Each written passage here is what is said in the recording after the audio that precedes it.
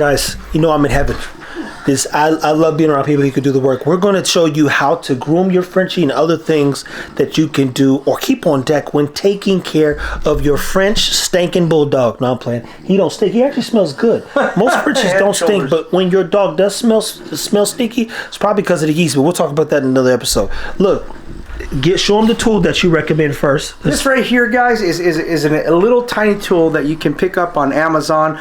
They use it, a lot of horse people use it, and it trims off the hair that's around their muzzle, the whiskers. And I use this for two reasons. One is for aesthetics when I'm going to the showroom, but also when I'm taking pictures of dogs, I'll just grab them right here at the flue.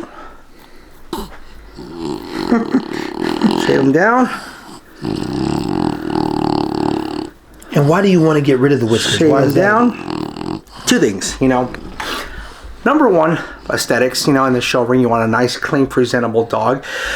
Second, for me, you guys are gonna laugh at this, but it's true.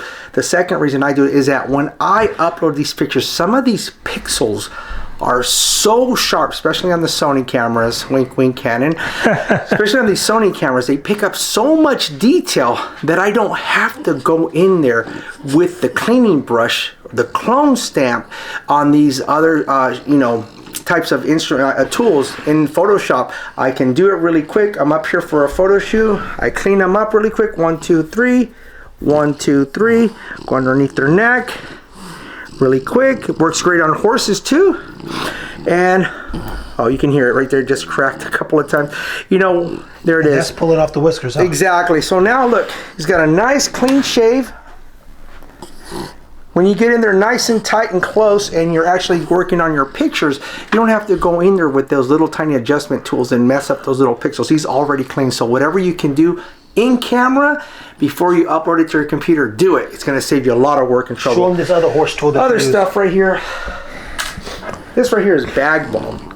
This is actually used super cheap, guys. They sell it like the other brands that want to condition the nose. It's got the cocoa butter. It's got the.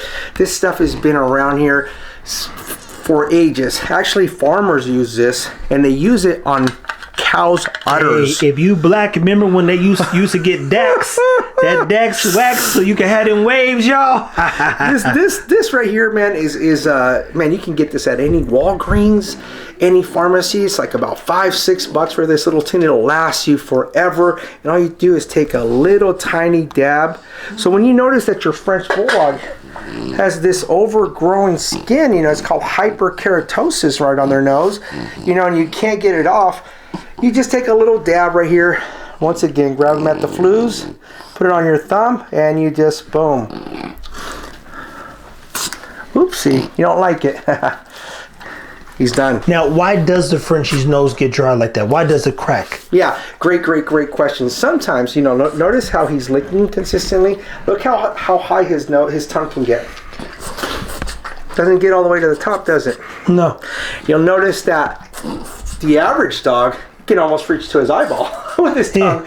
And this also happens amongst a lot of brachycephalic dogs of this breed. You know, Boston Terriers, Pugs, English Bulldogs. You know, Shih Tzus, dogs with that, you know, they tend to have this same issue. So when the area right there isn't retaining that sort of moisture versus through the salivary glands or even the own oils that it produces on its own, it'll start to crack and cause something that's called hyperkeratosis, very similar to what happens to our nails, except for we don't have to keep them moist or anything like that. So when it starts to hyperkeratose and grows on its top of it and it's not moisturized, then it starts to crack and have all these little abnormal sort of growth. So it's our job to keep it nice and moist, you know, so like you guys can see me right now. And actually his is not that bad.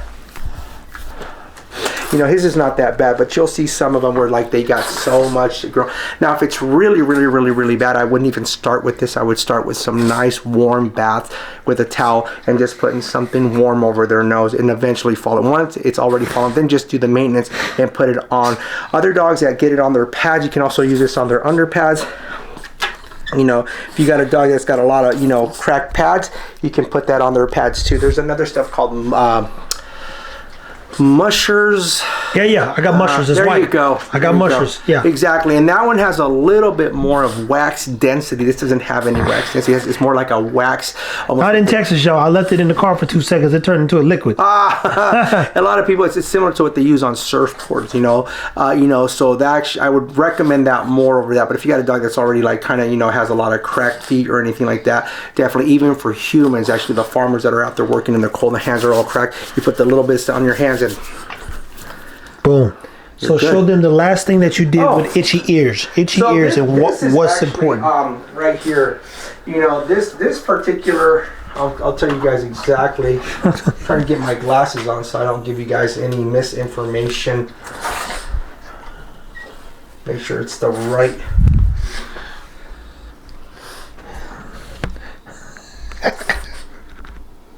Oh my goodness.